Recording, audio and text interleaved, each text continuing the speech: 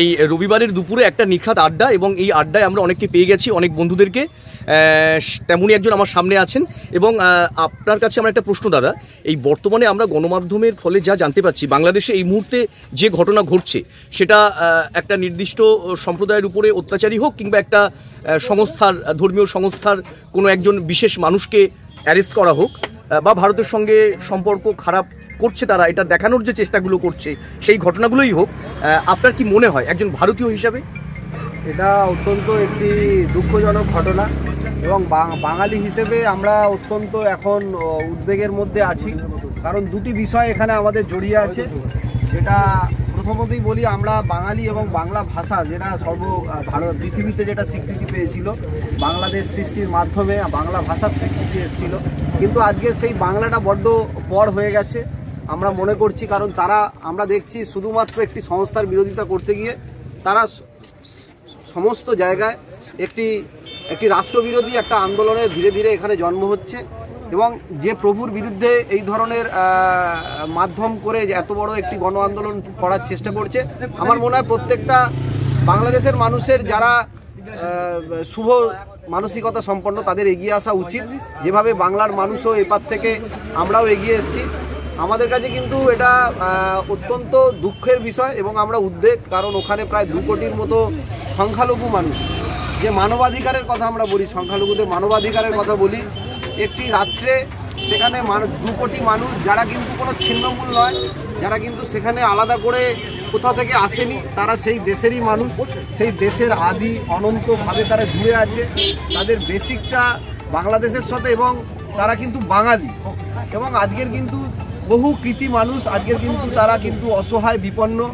আমরা বিভিন্ন social media এবং বিভিন্ন গণমাধ্যম, বিশেষ করে ভারতবর্ষের যেগুলো বাংলা ছাড়া অন্যান্য, এটাও একটি দুঃখের বিষয়, বাংলার চ্যানেলগুলো বাংলার কথা আজকের বলছে না, বাংলাদেশের সেই সমস্ত মানুষের দুর্দশার কথা বলছে না। আমরা ন্যাশনাল মিডিয়ায় কিন্তু এটা দেখতে পাচ্ছি, এবং এটা কিন্তু কেন বাংলার মিডিয়া কেন। আরও একটা ভাইয়ের সাথে কথা বলবো, অপু গাজী ভাই। আচ্ছা গাজী ভাই, এই যে ভারতীয় পতাকাকে অপমানিত করছে বাংলাদেশিরা, এবং সেই পতাকার উপর থেকে পা দিয়ে তারা যাতায়াত করছে, মানে এটা তো আমাদের দেশের পক্ষে অসম্মান। তো একজন ভারতীয় হিসাবে তোমার কি মনে হয়? আমার মনে হয় যে একটা দেশ হয়ে আর একটা দেশে যে ঝান্ডাকে এত বড় অসম্মান করছে, হ্যাঁ, এটা আমার তো মনে হচ্ছে এটা অ্যাকচুয়ালি ওরা খুব খারাপ কিংবা খুব ভুল করছে। কারণ আমাদের নিজের জীবনের চেয়েও দামি কিছু এই আমাদের দেশের ঝান্ডা, জাতীয় পতাকা, যার জন্য আমরা জীবন মরণ সব কিছু আমরা দিতে পারি, কারণ এই দেশের জন্য। আর সেই যে দেশের ঝান্ডাকে এরা এরকমভাবে অসম্মান করছে, এর জন্য আমাদের সকলের আওয়াজ ওঠানো দরকার, কিংবা সকলের কাছে হাত মিলিয়ে আন্দোলন করা দরকার। কেন যে ওরা আমাদের জাতীয় পতাকাকে অসম্মান করছে, এর জন্য খুব দুঃখিত। আর সকল ভাইকে বলবো এর জন্য আওয়াজ তুলতে, কারণ আমাদের দেশের জাতীয় পতাকাকে অসম্মান করছে, তারপরে এর চেয়ে বড় আর কি হতে পারে, এর চেয়ে আর ঘৃণা জঘন্য কথা আর কি হতে পারে। কারণ আমাদের যে জীবনের চেয়ে দামি, যেটা মূল্যবান দেশের জাতীয় পতাকা, তাকে অসম্মান করছে। এবং জন্য আমরা জীবন দিয়ে সেই আমাদের পরকালে ছাড়া অনেকে লড়েছে, জীবন দিয়েছে সেই ঝান্ডার জন্য, সেই পতাকার জন্য, আজ তাকে অসম্মান করছে। সামান্য একটা দেশ হয়ে একটা দেশকে এইভাবে করছে।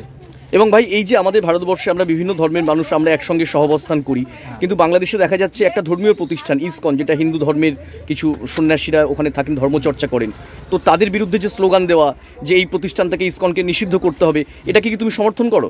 সমর্থন বলতে থাকো, এবার অ্যাকচুয়ালি ওইটা আমার কোনো একটা নেই, জানা নেই। তো যাই হোক, মানুষ মাত্র সব একই। আমি এটা চাইবো, মন থেকে দিন থেকে চাইবো, মানুষ ওপরওয়ালার সৃষ্টি মানে সকলে সমান। কাউকে এইভাবে মারধর করা, কিংবা কাউকে মানে ছোট বড় কথা বলা, কিংবা কাউকে অসম্মান করা, এটা আমার পক্ষে অসম্ভব, এটা ভুল, এটা আমি এর জন্য করতে পারছি না। তো বাংলাদেশের এই অবস্থানকে তুমি তার মানে এখন ঘৃণা করছো এবং মন থেকে মেনে নিতে পারছো না? না, মন থেকে তো আমি মেনে নিতে পারছি না, কারণ সৃষ্টি মানে আল্লাহ সৃষ্টি মানে সকলে সমান, সবচেয়ে বড় কথা, সকলে মানুষ। আর দ্বিতীয় কথা হলো, আমার সবচেয়ে বড় কথা হলো আমার ঝান্ডাকে অপমান করেছে, আমার দেশের ঝান্ডাকে, যার জন্য আমরা জীবন দিতে পারি। অসংখ্য ধন্যবাদ ভাই।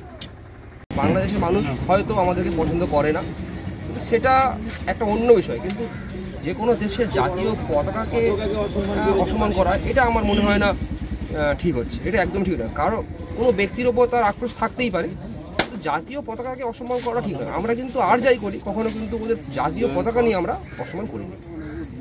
আর কোনো ধর্মকে তার পছন্দ নাও হতে পারে, সে যে কোনো ধর্মে হতে পারে, মুসলিম হোক, হিন্দু হোক বা আদার্স যে কোনো ধর্ম হোক। আমার ধর্ম যা, আমি শুধু তাদেরকেই পছন্দ করব, অন্য কাউকে পছন্দ করবো না, এটা তার নিজস্ব ব্যাপার। এটার সঙ্গে আমার কোনো ওপিনিয়ন নেই। কিন্তু পতাকাটাকে যে আমাদের যে দেশের যে জাতীয় পতাকাকে অসম্মান করছে, এটা আমি একদম পছন্দ করি। ধন্যবাদ দেবাশিস বাবু। বাংলাদেশে এই যে ঘটনাটা ঘটছে, তো প্রতিবেশী দেশের নাগরিক হিসাবে, ভারতীয় হিসাবে আপনার কি মনে হচ্ছে? প্রথমত বলি যে আমি হচ্ছে বুমবাদার মতো হচ্ছে অতটা দীর্ঘ বলবো না, আমার বক্তব্য অতটা মানে দীর্ঘায়িত করবো না। তবে একটা কথা বলি, প্রথমত ভারত হিসেবে এবং একজন সনাতন হিসেবে যেটা আমাদের পাশের রাষ্ট্রে ঘটছে সেটা অত্যন্ত নিন্দনীয়, ন্যাক্কারজনক। আমরা এপার বাংলা যারা আছি, যেসব বাঙালি যারা হিন্দু আছি, তারা খুব অপমানবোধ করছি এবং ওপার বাংলার জন্য আমরা উদ্বেগ প্রকাশ করছি।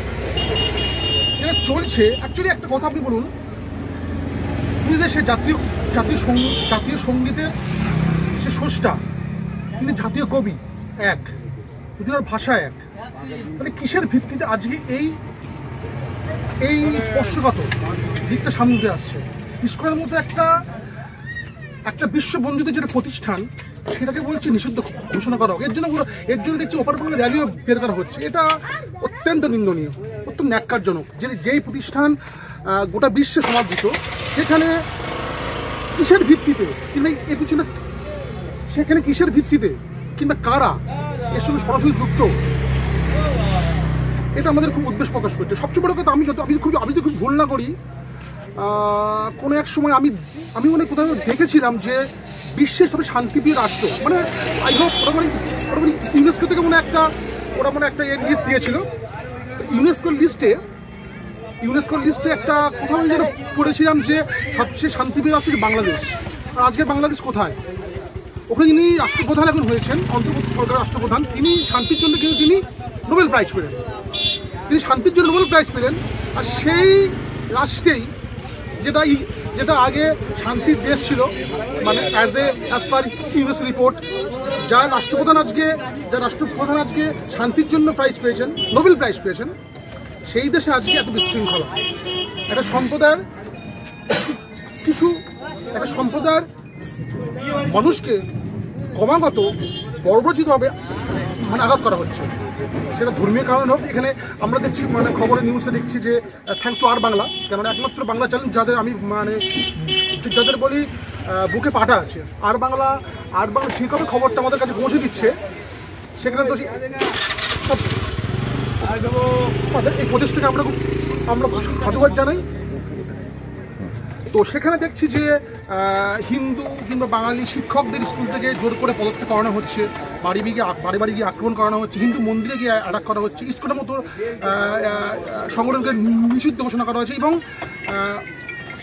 সনাতন ধর্মের যারা সাধু বলতে চিন্ময় কৃষ্ণবাবু, এদেরকে অ্যারেস্ট করা হয়েছে। এদেরকে 48 ঘন্টা থেকে খেতে দেওয়া হয়নি। এগুলো কি? এবং একটা জিনিস আমরা দেখতে পাই, আমরা তো জানি যে ছাত্র যুব সমাজ একটা জাতির মেরুদণ্ড। তো সেখানে আমরা দেখতে পাচ্ছি যে বাংলাদেশের কোনো একটা বিশ্ববিদ্যালয়ে সেখানে এন্ট্রান্স গেটে আমাদের ভারতীয় জাতীয় পতাকা রাখা হয়েছে এবং সেটার উপরে সবাই পা দিয়ে স্বাভাবিকভাবেই ভিতরে প্রবেশ করছে। মানে এই যে অপমান, এটা তো অপমান। তো সেই জায়গা থেকে ওই শ্রেণীর মানুষের কাছ থেকে, যুব সমাজের কাছ থেকে এই ঘটনা, আমি বললাম যে আমরা এখানে বাংলার মানুষেরা খুব অপমান বোধ করছি এবং ওপার বাংলার জন্য আমাদের হচ্ছে কোথাও একটা উদ্বেগের সৃষ্টি হয়েছে। সবচেয়ে বড় কথা, অ্যাজ এ ইন্ডিয়ান, আমরা ভারতীয় হিসেবে যেটা আমাদের জাতীয় পতাকার উপর পা দিয়ে যেটা, আপনি তাহলে বুঝুন যে এরা কী ধরনের ছাত্র সমাজ, এদের তাহলে কী ধরনের শিক্ষা, এদের শিক্ষার ভিত কোথায়? আজকে আমাদের মধ্যে আমরা ভারতীয়রা আজকে কিন্তু বাংলাদেশের পতাকার উপর পা দিয়ে আমরা কিন্তু কোথাও এটা আমরা আগে এটা আমরা অত্যন্ত ন্যাক্কারজনক মনে করি যে জাতীয় পতাকায় সেখানে পা মারিয়ে যাওয়াটা এটা আমাদের অন্তর রুচিতে বাঁধে। সেখানে বাংলাদেশের মধ্যে শিক্ষা ছাত্র সমাজ কিংবা যুব সমাজ, আমি জানি না এরা কী ধরনের ছাত্র কিংবা এরা কি সংস্কৃতিতে বড় হয়ে সংস্কৃতি এরা বড় হয়ে এসছে, বড় কি এরা শিক্ষা পেয়েছে অ্যাকচুয়ালি। তো সেখানে এই ধরনের এগুলো কি বলুন তো, এবার আস্তে আস্তে কি বলুন আক্রোশের জন্ম দিচ্ছে, একটা তীব্র একটা আক্রোশের জন্ম দিচ্ছে। প্রথমত যখন আমাদের দেশ ভাগ হয়েছিল তো তখন তৎকালীন দুই প্রধানমন্ত্রী ভারতবর্ষ এবং পাকিস্তানের দুই প্রধানমন্ত্রীর মধ্যে সংখ্যালঘুদের উপর অত্যাচারের যে ব্যাপার নিয়ে একটা চুক্তি হয়েছিল। সেই চুক্তি অনুযায়ী বলা হয়েছিল যে পূর্ব পাকিস্তান এবং পশ্চিম পাকিস্তানে যাতে না সংখ্যালঘুদের উপর অত্যাচার হয় এবং ভারতে যাতে সংখ্যালঘুদের উপর অত্যাচার না হয় সেটা দুই দেশ দেখবে। তো এখানে সেই চুক্তি লঙ্ঘিত হচ্ছে। দ্বিতীয় কথা, সংখ্যালঘুদের উপর অত্যাচার নিয়ে আমাদের বুদ্ধিজীবী সমাজ যে ভারতবর্ষে এত প্রতিরোধ করে, যখন পার্শ্ববর্তী দেশের সংখ্যালঘুদের উপর অত্যাচার হচ্ছে তো সেই সময় আমরা দেখতে পাচ্ছি তারা নিশ্চুপ হয়ে আছে। এটা দ্বিতীয় কথা। আর তৃতীয়ত যা হচ্ছে সেটা তো আমরা দেখতেই পাচ্ছি এবং এর কারণ কি বিভিন্ন মিডিয়া এবং বিভিন্ন সংবাদপত্র থেকে আমরা কিছুটা অনুমান করতে পারছি এর পিছনে কারণ কি। তো সে নিয়ে আমি বেশি কিছু বলবো না, সেগুলো আমার বলা ঠিক হবে না। কিন্তু আমার মতে এই পরিস্থিতিতে ভারত সরকারের ইমিডিয়েট 3টে পদক্ষেপ করা উচিত। প্রথমত বাংলাদেশকে অর্থনৈতিকভাবে যে সমস্ত সাহায্য আমরা করে থাকি সেগুলো বন্ধ করা উচিত।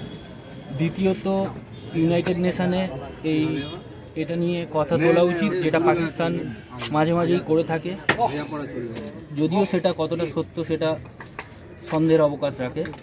তো ইউনাইটেড নেশনে এই কথাটা তোলা উচিত। আর তৃতীয়ত ডিপ্লোম্যাটিকভাবে বাংলাদেশের উপর এই ঘটনা নিয়ে অত্যন্ত কঠোর স্টেপ নেওয়া উচিত।